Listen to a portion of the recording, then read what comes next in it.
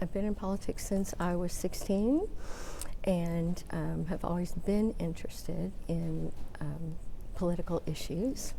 Born and raised in Texas, Liz Case says she's a lifelong Republican, activist, and educator. I was a public school teacher for more than a decade, and education is near and dear to my heart. We asked Case how she would have voted on school vouchers and the education funding bill in November of last year. I'm not going to vote for a school choice bill unless it's something that makes sense for all the kids. During our conversation, Case addressed rumblings that she doesn't live in this area. We bought a ranch here 15 years ago, and we have been so committed to this area that we've driven in every weekend for 15 years because my husband was still working at TI and they wouldn't let him work remote. But you know, this is where we wanted to retire. And how she didn't move her voting registration to Taylor County until recently.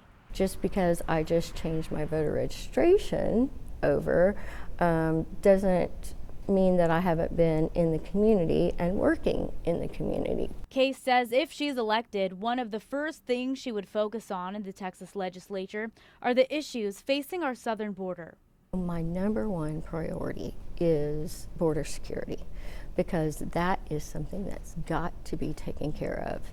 We've got people that are being affected, whether you're in Minnesota or Michigan or Tennessee. Case says she's also focused on property taxes.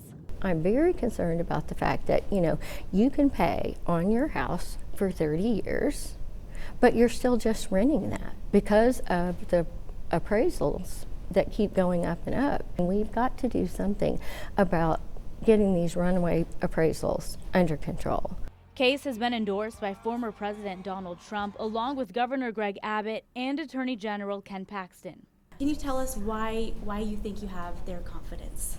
These are people that I've worked with for a lot of years, and they know me, and they know my commitment to conservative politics.